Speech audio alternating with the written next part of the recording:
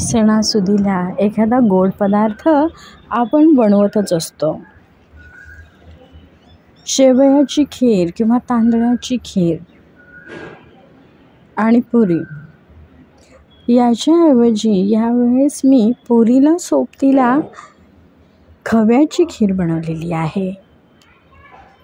दुधामध्ये खवा आणि खडीसाखर मिक्स करून घेतले. चांगलं दूध ढवळून दोन्हीही थंड दुधामध्येच पहिलं मिक्स करून घेतलं.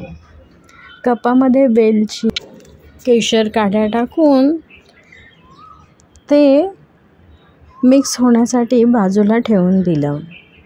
कढईमध्ये 2 चमचे साजूक तूप घेतलं. मंद आचेवर काजू, बदाम, पिस्ते, ड्रायफ्रूटचे तुकडे, खोबऱ्याचे काप चांगले तळून घेतले. त्यानंतर केशर, वेलची घातलेलं दूध, कपामध्ये ठेवलेलं दूध ढवळून घेतलं.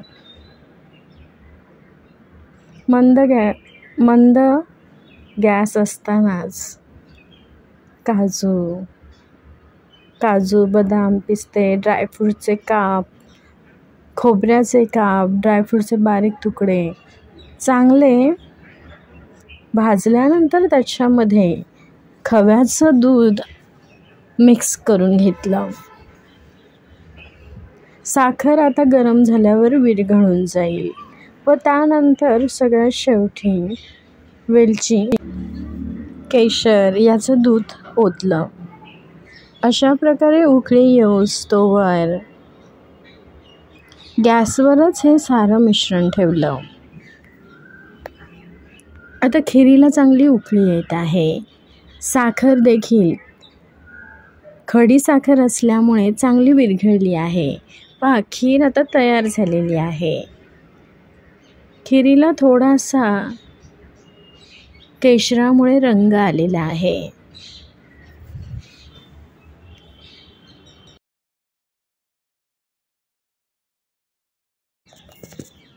ही खीर फ्रीजमध्ये ठेवून थंड झाल्यावर पिली तरी खूप स्वादिष्ट लागते.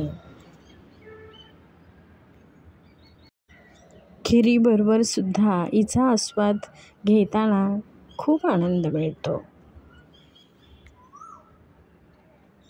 गुढीपाडव्याच्या दिवशी खव्याच्या खिरीने जेवणाचा स्वाद वाढवला.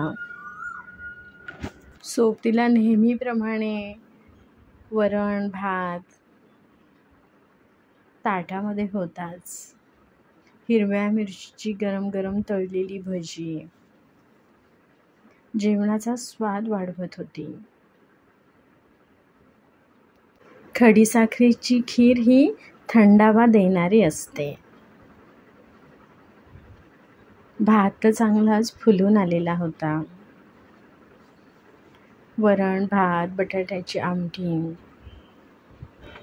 श्रीखंड, पुरी, सोबत पिण्यासाठी खीर, भजी, कुरडया या सर्वांनी जेवणाची लज्जत वाढलेली होती. पुऱ्या तर इतक्या पटपट केल्या जात होत्या की पुरी तळतानाचाही आनंद काही वेगळा मिळत होता.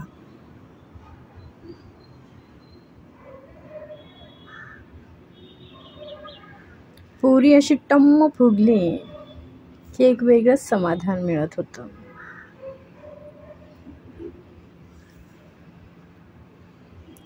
जेवण बनवत असताना कसा वेळ जातो काही समजत नाही. आणि जसं जेवण स्वयंपाक हा पूर्ण होत जातो तसा एक वेगळाच आनंद मिळतो. आणि जेव्हा सगळे पदार्थ सगळेजण ताटामध्ये घेऊन खातात तेव्हा गृहिणीला हा खूपच आनंद मिळत असतो. पुऱ्या मस्त टम्म फुगल्यामुळं पहा ताटात मावतच नाही आहेत. भजी यावेळेस कांदा भरपूर टाकलेला आहे. उन्हाळ्यामध्ये कांदा खाणं खूप चांगलं असतं, थंडावा देत असतो, म्हणून भरपूर कांदा टाकलेला आहे आणि सोबत हिरव्या मिरच्या टाकलेल्या आहेत. तिखट किंवा मसाला किंवा मिरची पावडर याच्यामुळे उष्णतेचा खूप त्रास होण्याचा धोका संभवतो. तो टाळण्यासाठी हिरव्या मिरच्या आणि भरपूर कांदा भजी केली. पुऱ्या अशा मस्त छान तयार झाल्या. कढईमध्ये जेव्हा तेल ओतलं तेव्हा ते तेल तापल्यानंतर भजी तळायला घेतली. खूप अशी जाड किंवा अशी न होता भजी अशी कुरकुरीत खुसखुशीत झाली आणि भरपूर कांदा असल्यामुळे आणि एखाद दुसरी हिरवी मिरची चिरलेली तिचा तुकडा खाताना भजी खूप चविष्ट लागत होती. असं ढगाळलेलं यावेळेस वातावरण होतं. गुढीपाडव्याच्या दिवशीसुद्धा वातावरणामध्ये असं आर्द्रता जास्त होती, असं दमटपणा जास्त होता. मस्त कूलरच्या हवेमध्ये बसून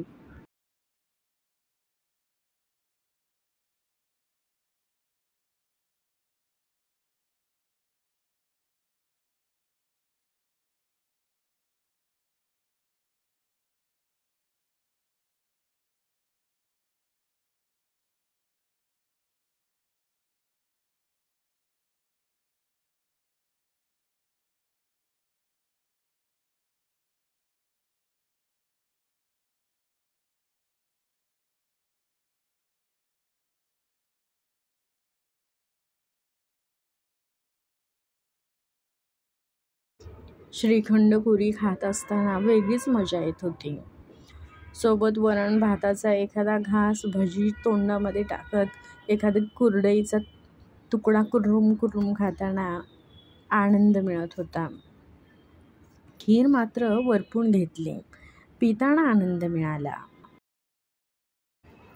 गुढीला एक ताट ठेवलं, दुसरं देवापुढे ठेवलं आणि त्यानंतर सर्वांनीच गुढीपाडव्याच्या दिवशी स्वादिष्ट अशा भोजनाचा आस्वाद घेतला. साधी खीर तांदळाची आपण बनवतोच, रव्याची काही जण खीर बनवतात, सोबत काही जण शेवयाची पण खीर बनवतात. तर यावेळेस बनवलेली खव्याची खीर मात्र सर्वांनाच आवडली. खीर आणि श्रीखंडाचा आस्वाद घेतला सर्वांनी, पण खीर मात्र वाटी वाटी पिताना वेगळाच आनंद मिळत होता.